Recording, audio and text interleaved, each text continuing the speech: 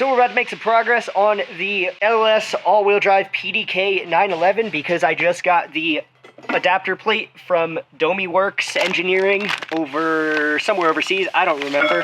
We can pull off the 3D printed adapter plate that I previously made. We can install the actual billet one. We are eventually going to shave a 1/4 inch off of this to match up with the motor plate. That's what those are called. Yep, motor plate. But for now, it'll be fine to just bolt it in as is. Kind of get everything mocked up, or actually not even mocked up, get it mounted up. We can make the motor mounts. Once we make the motor mounts, we can make the transmission mount. Once we make the transmission mount, and then we can mount the suspension. And now the air compressor's on. Now what the adapter kit consists of is obviously the adapter plate to bolt the two together. It appears, I haven't read the instructions yet, but it appears that this bolts to the transmission first through essentially those bolts. First it bolts to the transmission, and then we're going to bolt the whole assembly to the engine. We also have the flywheel, I guess you could kind of say. It just looks like that, and I smacked it on the ground. Then we run a factory LS flex plate from an automatic transmission, so just like that, and that is to engage the starter. And then we run this adapter here, which slips into there and has the double splines, I believe. Okay, so I lied. What goes there is the PDK clutch. It's like this, well, obviously it's the dual clutch. I am just not very familiar at all with dual clutch systems. So that's, let me see, I'll get the mouse there. That right there is what the spline drive goes to. And then these clutch baskets are what the splines I was just looking at over there. That's what those go to. So this is the upgraded clutch system that I need. I also don't have a core, so that's what I need. So I'm going to put this together without this because I don't have $12,400 laying around. But if you guys want to sign up for my Patreon, then maybe one day I will have $12,400 laying around. But we'll get back to it. So this was a repair that we had to do before. This whole like corner of it was broken off. So I dropped a couple welds, but I wasn't using high frequency start because I was afraid of damaging the electronics in the transmission because I have no idea what is inside of a PDK and I don't want to learn. So welded up a little bit and then just packed these little cavities full of JB Weld, and I think that'll give us a really strong corner. But I did just have to grind it down a little bit because there was a little bit of misalignment just from welding it up without having this to fixture it on. But it's whatever, not a big deal. This bolt hole right here is also not being used. It kind of lines up with the starter, but this one is being used, and that's the one that's, this whole area right here is full of JB Weld. So I think it should be strong enough with all the other bolts and everything. And I am also missing this dowel pin, but I have one of them, just not the other. So I need to buy that, but I'll get to that later on. Now everything is bolted together. I don't know what else to say, it's just bolted together. I do need the clutches, like I was saying earlier, but besides that, we can pick this thing up off of the pallet and put it in the car. You performed the mating of the transmission to the engine and secured it with the fasteners to the proper torque that the engine requires. Corey, say what PDK means. The first word is Porsche. Is it Porsche? Yeah, it's Porsche. That's the P. What's the second? Doppelkupplung-Getriebe. Doppelkupplung-Getriebe? I don't know. My last name's Von Aken and I can't speak German. That's fricked up. I grabbed the forklift and went and scooped, oh god, I almost tripped. I trip a lot. Scooped the motor up on the forklift and got the motor sitting in. Corey's holding the forklift to make sure. Grabbing the forklift. Yeah, I grabbed the forklift. Nice. And then with the forklift, I grabbed the motor. It's both a motor and an engine. All engines are motors, not all motors are engines. Well, they are engines. This is an engine. Drop a comment down below. This is an engine, but it's also a motor. A motor is it more proper to call it an engine? It's more specific, not more proper. Yeah. But anyways, we got it sitting in its home, roughly, and we are going to take a few brackets that we got cut from SendCutSend. First off is this beautiful boy right here.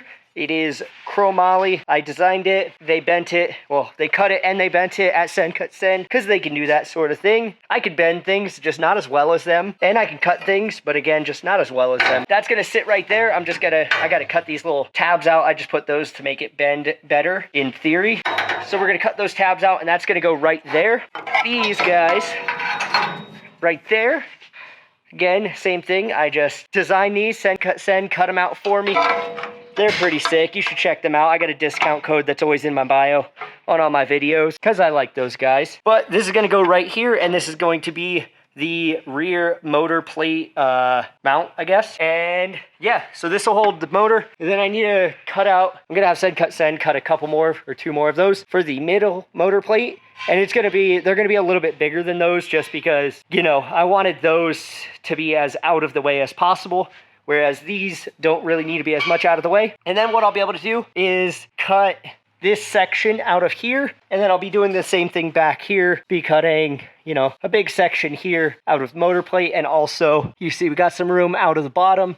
There's a mount right here, so that mount is important. So we're gonna have to go like a little diagonal there, and probably the same, or the other side's a little bit weird because the alternator actually goes here. So that's where the alternator is gonna go, and then I'm not gonna have any more accessories back here. So it's just gonna be pulley, which will be an ATI super damper because those are the shit, and an alternator.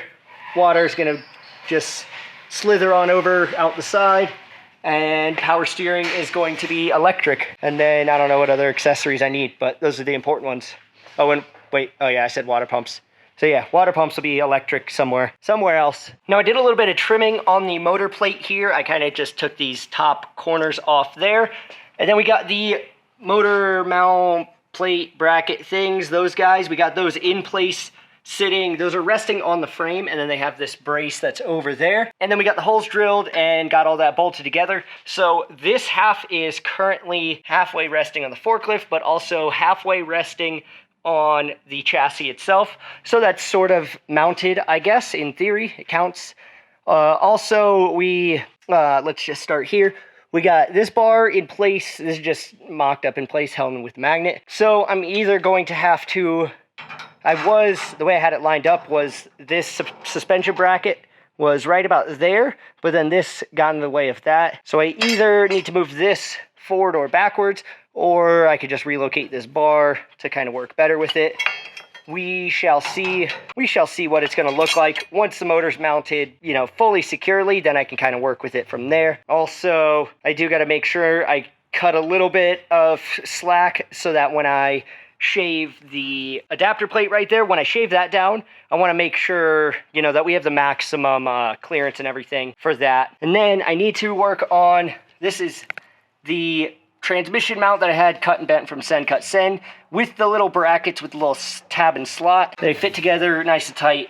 So I need to figure out exactly where this is going to go, because right now this is kind of a big stretch from here to there. So I don't know if I want my trans mount to be that large or that long, because it will be taking a fair amount of torque. So got to think of a possible route for that. Maybe I'm considering other options, like making an extra little hoop for the trans mount off of this, out of the same size tubing. That'll kind of give us a little bit extra support for the trans mount. Or I could just, you know, run it, and it's like 8 inches back from there. It's about 6 inches further back than I would want it. But that is because I got the motor sitting where it's gonna sit, which is there. And also you can kind of see how the crank pulley is sticking out past this line. This is a truck crank pulley, so the correct one will be sitting in further, and then also we're gonna have a bunch of big rear arrow stuff, so that will all be filling in this area, which is why I pushed the motor back as far as I could and didn't mind if that was hanging out a little further. Another pretty neat looking thing is the header bolts on beautifully. It's got some clearance right there, and also it kind of like matches the flow of the bars back here and stuff. You know, I do think so. With this bar in its actual home, which is right about there, we have a clearance issue on the V-band. But if I moved it back, if I move the bar back to about here, then we'll have clearance on the V-band, so I don't need to modify these, and it would also have good clearance on all the suspension parts. So basically right there. And one of the main reasons for this bar is actually to help like brace the area of the tube where this suspension mount goes, because this is the main subframe mount for these two bushings right here. There's also going to be this third one which goes lower, and then we have the brace which goes from there across to the other side. This is actually the passenger side, so it does go just like that. But yeah, so I think it'll work just best if we just move this bar, shorten it a little bit, move it back, you know, to about there. I think would be pretty sick. You know, it's all about balancing function and form and everything else, and making it easy to work on. Yep, a lot of stuff to think about with you know, so many things going on at once. So I think a good next step on our to-do list is to get these old bushings out, and then we can get these new bushings that I bought from Pelican Parts.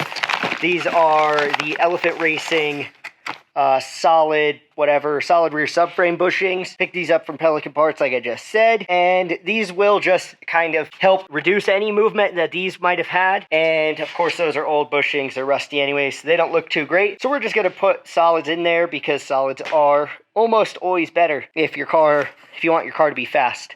So definitely check these out if you need some little rear suspension upgrade on your 996 or 997, because that's what those subframes came out of. So pressing out the bearings, and I wanted to show you the rig that I had to do to get bearings, I said bearings, I meant bushings. The rig to get this bushing out is a pain. I already did all of them on the other subframe, so that's what these are. But these two, this one right here, and this one, those are easy. This one is a pain in the ass. So I don't know why, but these bushings are just like all rubber inside and out. Or not really inside, but on the outside they don't have a metal sleeve.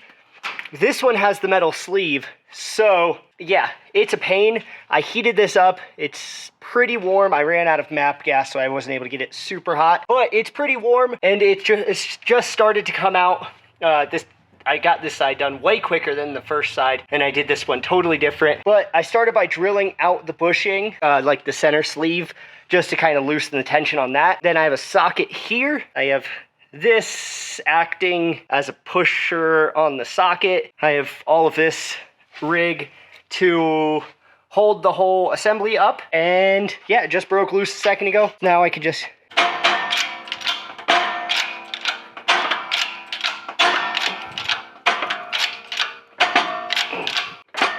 I just hit that little corner right there. So I got to readjust, but it's working. So as long as I get clearance there to go all the way down, it should be good. So I got the bushings Loctited in place like that. And then I went and installed bracket that SendCutSend made me for the upper part of the subframe mount right there. And I made an oopsie.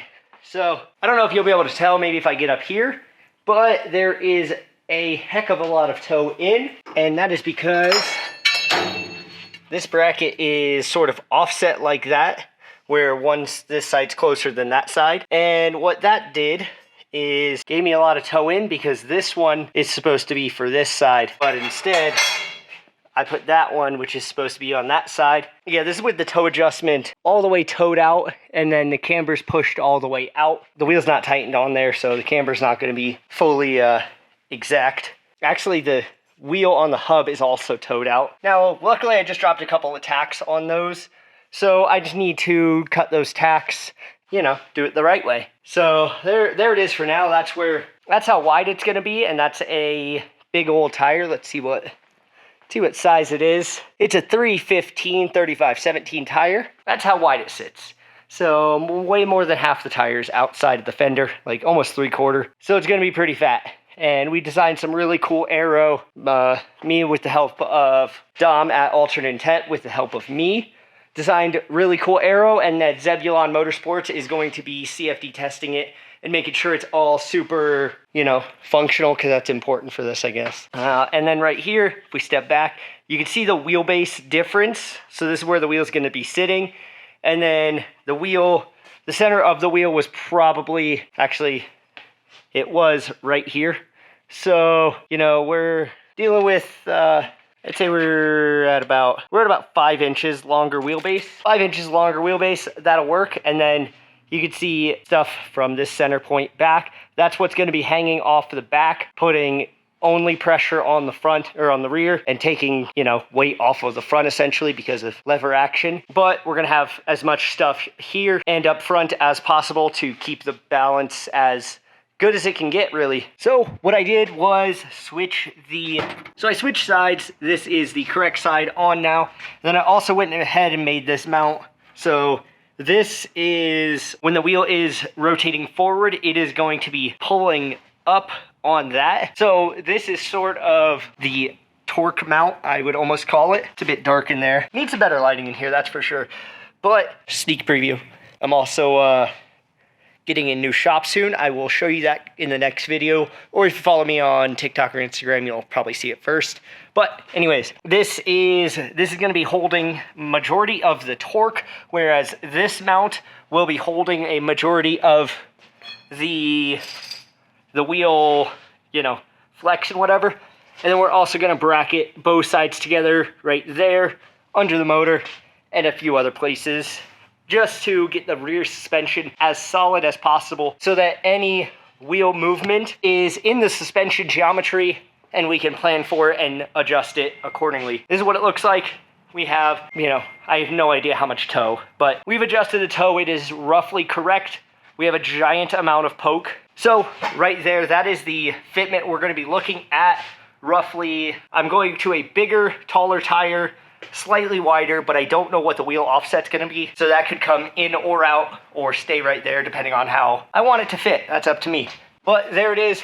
I've started on this side. This side is all going to be off camera, I guess. I'll post little updates on Instagram. And then look at the turbo sitting there all pretty. So yeah, basically I'll just handle all this and then I'll come back to you guys with an update on this and we'll get it moving. I have decided I'm going to be running the McPherson strut up front. I just wanted to simplify it. You know, it's going to be tall, but I can just order a shorter shock and it'll be fine. I know it works. It's a good design because it's factory Porsche stuff. It works. Also have the GT3 steering rack installed. That's all for a later video. Stay tuned for that. Thanks for watching. Sorry I have not been consistent. I will never be consistent, but I'm trying. I will try. Maybe one day when I get enough subscribers here, I can afford consistency. Until then, thank you for sticking around.